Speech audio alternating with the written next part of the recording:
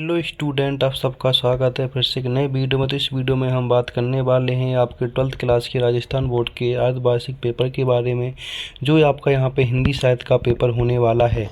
तो यहाँ पर राजस्थान बोर्ड वाले जितने भी स्टूडेंट वो आप रेडी हो जाइए। आपका 12th क्लास का अर्धवार्षिक परीक्षा का पेपर जो आपका यहाँ पे हिंदी का होने वाला है, वो यहाँ पर देख सकते हैं हिंदी साहित्य का। कौन सा आपका हिंदी अनिवार्य का पेपर हो चुका है, ये हिंदी साहित्य का पेपर है जो आपका 19 तारीख को होने वाला है। तो उसका पूरा का पूरा सोल्यूशन इस वीडियो में बताने वाला हूँ। तो वीडियो को आपको यहाँ पे लास्ट तक देखना है और चैनल पे आप पहली बार चैनल को सब्सक्राइब कर लेना, वीडियो को ज़्यादा से ज़्यादा शेयर करना है। तो यहाँ पे आपको टोटल 18 क्वेश्चन होने वाले हैं और आपको यहाँ पे 3 घंटे 15 मिनट का समय मिलने वाला है और पूरा आपका यहाँ पे 70 का होने वाला है। इसमें आपको रोल नंबर लिख लेना, आपका अंकों में यहाँ पे आपको शब्दों में रोल नंबर लिख देना है। इस तरह से आपका पूरा का पूरा हिंदी का पेपर कराने वाला हूँ और यहाँ पे आपका हिंदी का कोड है। तो राजस्थान बोर्ड वाले जितने भी स्टूडेंट हैं इस वीडियो को देखने के लिए एकदम रेडी हो जाइए, क्योंकि आपका यहीं से पूरा का पूरा पेपर आने वाला है, इससे बाहर कुछ भी नहीं आने वाला। जितना भी क्वेश्चन यहाँ पे बताने वाले सारे के सारे क्वेश्चन आपको यहाँ पे कर लेने हैं। तो चलो करते हैं पहले क्वेश्चन आंसर, कौन कौन से इसमें क्वेश्चन आपसे पूछे जा सकते हैं। तो यहाँ पे देख सकते हैं हम पहले प्रश्न की बात करेंगे। इसमें खंड का एक है जिसमें आपको पहला प्रश्न मिलने वाला है 5 नंबर का। इसमें पूछा गया निम्नलिखित आप पठित गद्यांश को ध्यानपूर्वक पढ़कर नीचे दिए गए प्रश्नों के उत्तर देने। मतलब कि ये जो गद्यांश दे रखा है इसको आपको पढ़ के नीचे दिए गए प्रश्नों के यहाँ पे आपको पूरे के पूरे उत्तर देने। तो यहाँ पे देख सकते हैं कि जो सबसे पहला ऑप्शन वाला यहाँ पे पूछा गया है, इस पूरे गद्यांश को आपको रीड कर लेना और नीचे के प्रश्नों के आपको यहाँ पे उत्तर देना। तो पहला जो यहाँ पे पूरा का पूरा ये गद्यांश यहाँ पे पूरा का पूरा आपको पढ़ लेना यहाँ से यहाँ तक, फिर नीचे वाले प्रश्नों के आपको यहाँ पे उत्तर देना। तो पहला प्रश्न इसमें पूछा गया वो देख सकते हैं आप यहाँ पे कि पहला प्रश्न इसमें क्या पूछा गया, उसकी हम यहाँ पे बात कर लेते हैं। तो पहला प्रश्न पूछा गया है कि उपयुक्त गद्यांश का उचित शीर्षक क्या रहेगा। इसमें उचित शीर्षक क्या रहेगा वो आपको यहाँ पे बताना देना है। तो यहाँ पे देख सकते हैं कि जो यहाँ पे लिखा हुआ है आपका क्या क्या बोलता हूँ, अपने बड़ों से श्रद्धा या आदर, पूजनों के प्रति आत्मीयता का प्रतीक बनाना, माता पिता के अतिरिक्त समाज के सभी वृद्ध अतिथियों तथा संतों को अपनी परंपरा के अनुसार प्रमाण करना मानव धर्म है। इसके बाद इस प्रमाण के संबंध में महर्षि मनु की मान्यता है। तो इस तरह से आपको पूरा का पूरा ये पढ़ लेना है। अब यहाँ पर देख सकते हैं प्रश्न देख लीजिएगा जो यहाँ पे प्रश्न पूछे गए हैं।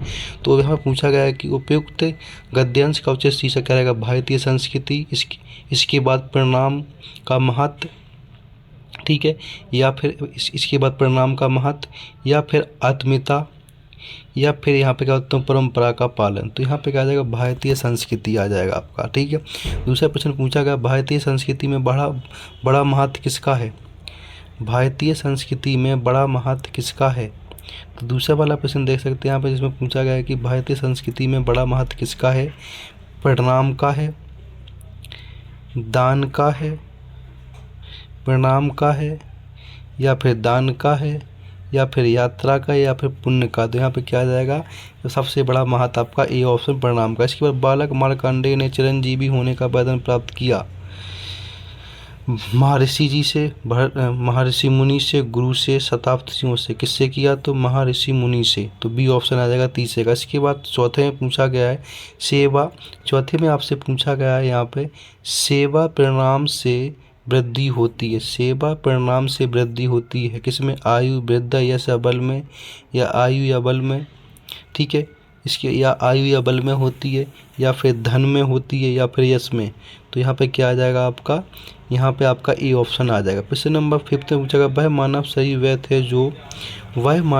व्यर्थ है जो सज्जनों और गुरुजनों के सम्मुख नहीं झुकता। यह कथन किसने कहा।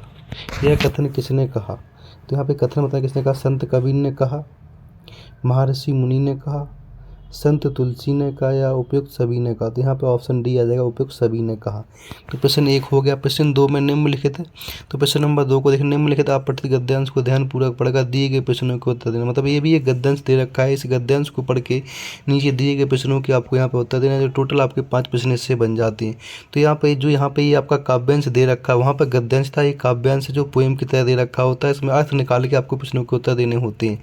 तो यहाँ पर देख सकते हैं इसे पूरे के पूरे गद्यांश को आपको पढ़ लेना और सारे के सारे प्रश्न इसी गद्यांश से बनने वाले हैं आपके काव्यांश से। तो यहाँ पे पूछा गया है कि काव्यांश के लिए उपयुक्त शीर्षक क्या है, सुख दुख क्या है। इसमें काव्यांश के लिए सुख दुख है, या फिर मेरा जीवन है, या फिर संसार है, या फिर विश्वास है। तो यहाँ पे क्या आ जाएगा, मेरा जीवन, ठीक है। इसके बाद दूसरा काव्यति संसार को बताती क्या, आसर, सुखसार, चिंताग्रस्त, मतवाला। तो यहाँ पे क्या बताती, मतवाला। तीसरा है उत्साह उमंग निरंतर रहते मेरे जीवन में पंक्ति में प्रयुक्त अलंकार क्या है? रूपक, श्लेष, अनुप्रास, उपमा। तो इसमें कौन सा अलंकार रहेगा आपका? उपमा अलंकार। ठीक है। प्रश्न नंबर 4 पूछा गया कावित्री के प्रश्न नंबर 4 में पूछा गया आपसे कावित्री के जीवन को प्रतिशिक्षित प्रकाशित करती है कौन? उमंग, असफलता या सफलता या आशा। तो यहाँ पे क्या आ जाएगा? आशा। तो यहाँ पे क्या आ जाएगा? आशा। इसके बाद जीवन के साथी कौन है? विश्वास, प्रेम, साहस या उपयुक्त सभी। तो इसमें आपका डी ऑप्शन आ जाएगा, उपयुक्त सभी। तो यहाँ पे आपको दूसरा प्रश्न भी हो गया। प्रश्न नंबर 3 में हम बात करने वाले हैं आपके दिए गए रिक्त स्थानों की पूर्ति कीजिए, जो आपके यहाँ पे 6 नंबर के होने वाले हैं। तो पहला प्रश्न इसमें पूछा गया जिस गुण के कारण चित्त आनंद से द्रवित हो जाए उसे कौन सा गुण कहते हैं? चित्त आनंद से गुण हो जाए उसे कौन सा गुण कहते हैं, वो यहाँ पे आपको बता देना है। ठीक है। दूसरा, जहाँ काव्य में व्याकरण के नियमों का उल्लंघन करके शब्दों का प्रयोग किया जाता है वहाँ कौन सा दोष होता है, वो आपको यहाँ पे बता देना है। तीसरे में बिन बिंदु पद चले सुने बिन्नु काना पंक्ति में अलंकार है, कौन सा अलंकार है पंक्ति में? अलंकार बताना है। इसके बाद नेक्स्ट, देवसेना का गीत प्रसाद जी के खालिस्तान नाटक से संकलित है, ये आपको बताना है। इसके बाद 5th में इलाहाबाद का विशाल संग्रह किसकी देन है? इसके बाद यह शेर अराफत का संबंध खालिस्तान देश से किस देश से है? तो यहाँ पे आपके रिक्त स्थान पूरे के पूरे हो गए, देख सकते हैं आप यहाँ पे। प्रश्न नंबर 4 जिसमें निम्नलिखित अति लघु उत्तरीय प्रश्नों को उत्तर देने अधिकतम 20 शब्दों में लिखने हैं, जो टोटल आपके 12 प्रश्न होने वाले हैं। एक नंबर के आपके पूरे के पूरे प्रश्न होने वाले हैं। तो देख सकते हैं यहाँ पे एक नंबर के प्रश्न होने वाले। तो पहला प्रश्न पूछा गया कि इसमें मीडिया की भाषा में बीट किसे कहते हैं? दूसरा पूछा गया है कि बीट किसे कहते हैं। इसका दूसरा पूछा गया है कि विशेष लेखन के दायरे में आने वाले क्षेत्रों के नाम लिखिए। तीसरा पूछा गया ठग ठाकरों से निराजली का संकेत किसकी ओर है। फोर्थ में मैंने देखा एक बूंद कविता में किसका महत्व उजागर किया गया है। प्रश्न नंबर 5 में जयसी द्वारा विरचित पद्मावत के ब्रह्ममासा अंश में किसके ब्रह का मासिक वर्णन किया गया है? मासिक वर्णन। इसके बाद प्रश्न नंबर 6 में क्या पूछा गया देख लीजिएगा। 6 में पूछा गया विद्यापति की प्रमुख रचनाओं का नवोल्लेखन कीजिए। प्रश्न नंबर 7 में केशवदास के अनुसार देवी सरस्वती की उदारता का वर्णन करने में कौन असफल सिद्ध हुए। इसके बाद 8 में रावण की सभा में श्री राम का शांति दूत बनकर कौन आया? रावण की सभा में हनुमान आए थे। इसके बाद 9 में प्रेमधन का पूरा नाम क्या है? मूल नाम लिखिए। 10 में बालक बच गया निबंध के बालक इनाम के रूप में क्या लेना चाहता था। 11 में विरोधाभास अलंकार का लक्षण लिखिए 11 में। इसके बाद 12 में उत्प्रेक्षा अलंकार का उदाहरण दीजिए। तो आपका यहाँ पे 4th प्रश्न पूरा हो जाता है। इसमें एक नंबर के प्रश्न पूछे गए थे, वो सारे के सारे प्रश्न हमने यहाँ पे करवा दिए। इन सब के आंसर आपको PDF के माध्यम से मिल जाए, इसीलिए आपको टेलीग्राम चैनल ज्वाइन कर लेना। अब नेक्स्ट प्रश्न चलते खंड B में चलते हैं। इसमें प्रश्न तो प्रश्न संख्या 5 से 14 तक प्रत्येक प्रश्न के लिए अधिकतम शब्द सीमा 20 है, जो आपके 2-2 नंबर के प्रश्न होने वाले। 5 से 14 तक प्रश्न 2-2 नंबर के आपके यहाँ पे होने वाले हैं। तो देख लीजिएगा यहाँ पे। तो 5 नंबर पूछा गया फीचर्स क्या है स्पष्ट कीजिए। ठीक है। इसके बाद 6 में क्या पूछा गया? 6 में पूछा गया आपसे समाचार किस शैली में लिखे जाते हैं, उक्त शैली की विशेषता भी लिखिए। 7 में दोहरा छंद का लक्षण उदाहरण लिखिए। 8 में सूर्यकांत त्रिपाठी निराला या ब्रजमोहन व्यास के व्यक्तिगत व कृतज्ञ पर प्रकाश डालिए। ठीक है। प्रश्न नंबर 9 में बनारस में बसंत का आगमन कैसे होता है, उसका बनारस पर क्या प्रभाव पड़ता है। प्रश्न नंबर 10 में बालक से उसकी उम्र और योग्यता से ऊपर के कौन कौन से प्रश्न पूछे गए हैं। 11 में भैंसों ने सूरदास की झोपड़ी क्यों जलाई, भैरव ने। 12 में पूछा गया है 12 प्रश्न में पूछा गया है कि बूढ़े त्रिलोक सिंह को पहाड़ पर चढ़ाना जैसी नौकरी की बात सुनकर अजीब क्यों लगा। ठीक है। 13 में कुइयाँ किसे कहते हैं, उसकी विशेषता बताइए। कुइयाँ किसे कहते हैं, उसकी विशेषता बतानी। प्रश्न नंबर 14 में अब मालवा में वैसा पानी नहीं गिरता जैसा गिरा करता था, उसके क्या कारण है। तो ये आपके यहाँ पर 14 नंबर तक प्रश्न पूरे के पूरे हो चुके हैं। अब खंड C की बात करने वाले हैं, जिसमें हमें 2 प्रश्न दिए जाएंगे, 2 में से कोई एक प्रश्न करना। उसकी उत्तर सीमा आपकी 60 शब्द तक रहने वाली, वो 3 नंबर का एक प्रश्न रहने वाला था। 15 नंबर प्रश्न में क्या पूछा गया, बड़ी बहुरिया का संवाद हर गोविंद क्यों नहीं सुना सका। और हरगोविंद की मनोदशा का वर्णन अपने शब्दों में कीजिए। या फिर अथवा वाला में शेर कहानी के मूल भाव को स्पष्ट कीजिए। इन दोनों में से कोई एक आपको कर लेना है।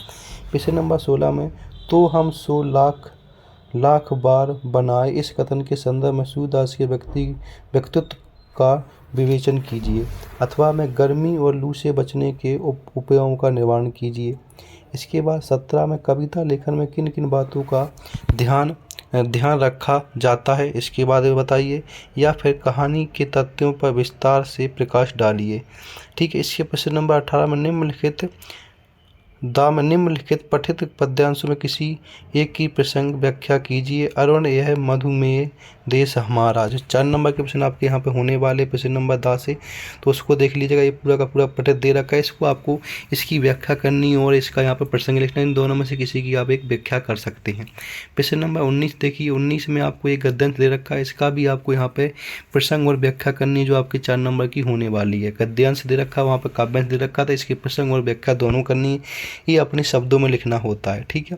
इसके बाद अथवा वाला भी प्रश्न वही है, सेम टू सेम का देख रहे हैं। इन दोनों में से कोई एक प्रश्न आपको यहाँ पे कर लेना है। इस तरह से आपके सारे के सारे प्रश्न मैं करवाने वाला हूँ। इसके निम्नलिखित में किसी एक विषय पर 400 शब्दों में निबंध लिखना है। इन 5 दे रखे, 5 में से किसी एक विषय पर आपको निबंध लिखना है। तो यहाँ से आपके 5 नंबर पक्के हो जाएंगे। मेरा प्रिय साहित्यकार कौन है, या भ्रष्टाचार एक विकराल समस्या है, राष्ट्रीय एकता की आवश्यकता क्या है, यदि मैं देश का प्रधानमंत्री होता, और यदि विद्यार्थी जीवन और अनुशासन। तो इन 5 में से किसी एक पर आपको यहाँ पर निबंध लिख देना। इस तरह से आपका पूरा का पूरा हिंदी का पेपर हो जाता है। अगर ऐसी इंपॉर्टेंट अपडेट के लिए चैनल को लाइक करें, वीडियो को ज़्यादा से ज़्यादा शेयर करें। और भी इंपॉर्टेंट अपडेट के लिए धन्यवाद।